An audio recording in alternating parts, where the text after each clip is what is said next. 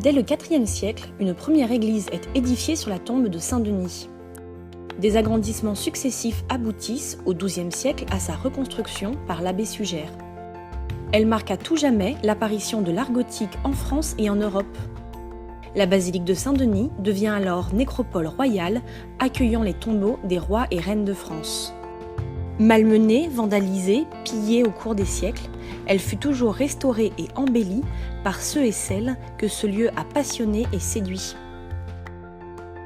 Aujourd'hui, l'aménagement du chœur prend place dans cette longue histoire. En 1965, suite à Vatican II, un hôtel provisoire et un ambon sont implantés. Un provisoire qui va durer près d'un demi-siècle.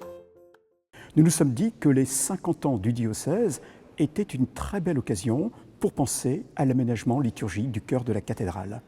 Et nous avons donc lancé un concours auprès de plusieurs artistes pour finalement retenir le projet de M. Vladimir Zbinowski. L'autel qu'il propose, c'est un bloc de pierre surmonté d'une dalle de verre, mais ce verre, c'est un verre optique avec des caractéristiques techniques qui permettent de capter la lumière, de renvoyer la lumière et de la diffuser. La lumière sera diffusée à travers une croix, traversera le sol du chœur pour se projeter dans la crypte, mais se projeter dans la crypte pas à n'importe quel endroit, au lieu où Denis et ses compagnons ont été inhumés. Donc, le verre est toujours forme de transmission. Transmission qui essaie de transmettre à travers la lumière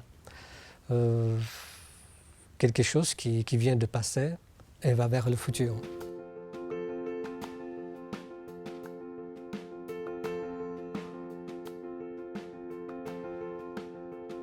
Quand l'œuvre sera achevée, le visiteur, le croyant, le pèlerin qui entreront dans cette basilique auront comme l'impression que la dalle de verre est en train de flotter dans l'espace, une impression de légèreté qui, bien sûr, invite à se tourner là aussi vers le Christ. C'est la dimension transcendantale de l'œuvre qui est envisagée par M. Zbinowski. Pour financer cet audacieux projet, nous avons besoin de vous.